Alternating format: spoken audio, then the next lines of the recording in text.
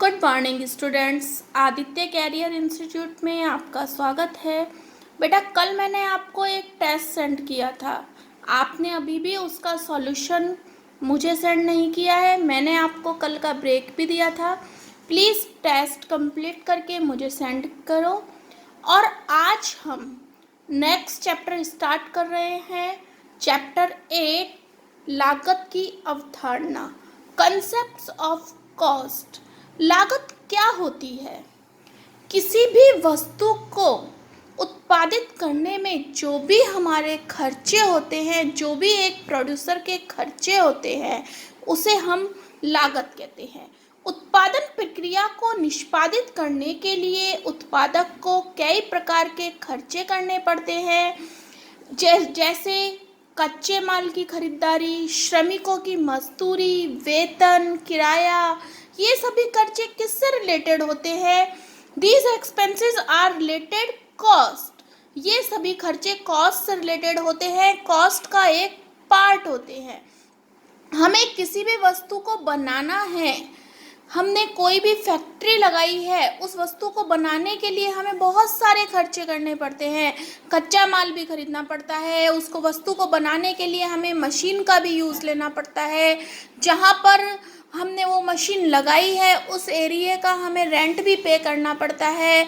हमारी जो कैपिटल है उस पर भी हमें इंटरेस्ट पे करना पड़ता है। एडवर्टाइजमेंट के खर्चे भी होते हैं हमारे, और बहुत सारे खर्चे होते हैं। ये सभी खर्चे किस में इंक्लूड होते हैं? उसकी कॉस्ट में। तो किसी भी उत्पाद को बनाने के लिए जो हमें खर्चे करने पड़ते हैं वो सभी क्या कहलाते हैं? हमारी लागत कहलाते हैं। अतः किसी वस्तु की उत्पादन प्रक्रिया में होने वाले समस्त खर्चे क्या कहलाते हैं? लागत कहलाते हैं।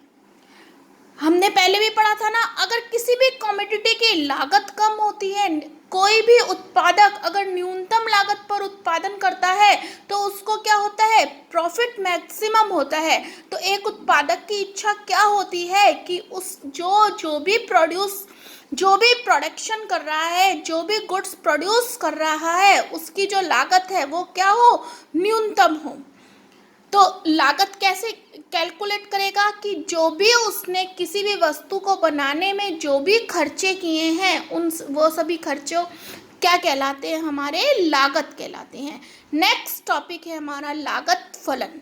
उत्पादन और उत्पादन लागत के बीच फलनात्मक संबंध को बताता है। लागत फलन क्या बताता है? उत्पादन और उत्पादन लागत के बीच, जिस भी वस्तु का हम उत्पादन कर रहे हैं और उस वस्तु की जो लागत है उसके बीच में जो रिलेशन होता है, उसको जो हम कैलकुलेट कर सकते हैं, उसे हम क्या कहते हैं? लागत फलन कहते हैं। लागत फलन ज्ञात करने का हमारा फॉर्मूला क्या है? C equals to function. C क्या है? कॉस्ट, और F क्या है? जो भी हमारा फंक्शन होता है, जो भी हम कॉस्ट लगाते हैं उसको जो हम कैलकुलेट करते हैं वो हमारा क्या होता है? F होता है। अब जो हमारी कॉस्ट है ये कितने टाइप की होती है, इसको हम कितने प्रकारों में बांट सकते हैं वो पढ़ेंगे, यानी लागत का वर्गीकरण। लागत को हम लेखे के आधार पर, on the basis of accounting, समय के आधार पर और अन्य आधार पर बांटते हैं।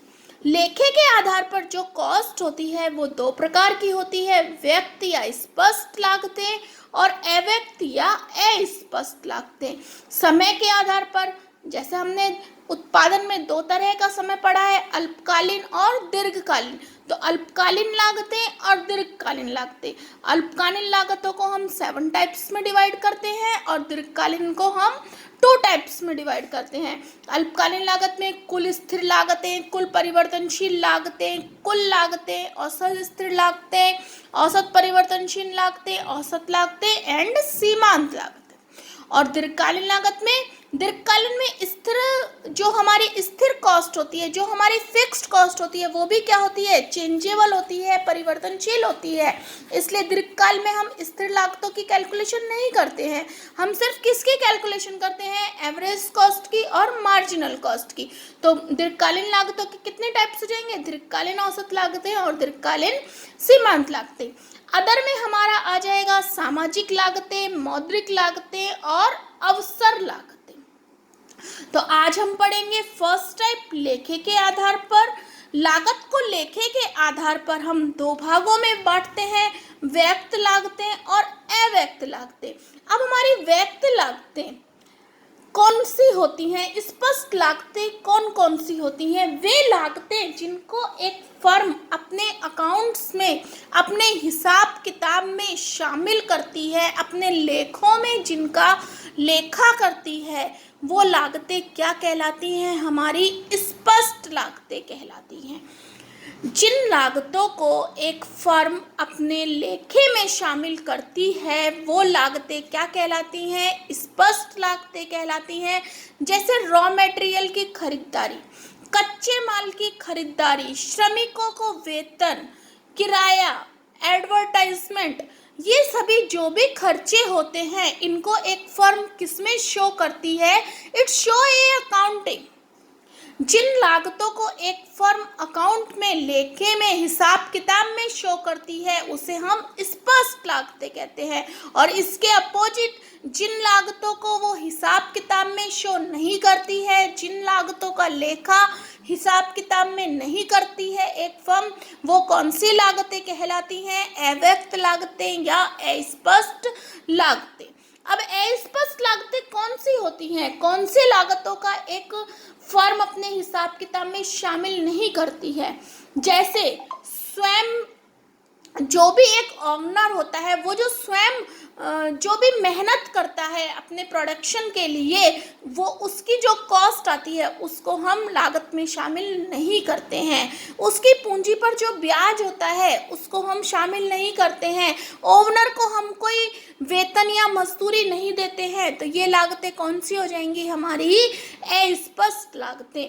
तो ये बहुत इम्पोर्टेंट क्वेश्चन है। स्पष्ट लागतें और अस्पष्ट लागतों में डिफरेंस बिटवीन इम्प्लिसिट और एक्सप्लिसिट कॉस्ट। वे लागतें जिन्हें हम हिसाब किताब में शामिल करते हैं व्यक्त लागतें कहलाती हैं, और वे लागतें जिन्हें हम हिसाब किताब में शामिल नहीं करते हैं अस्पष्ट लागतें कहलाती हैं।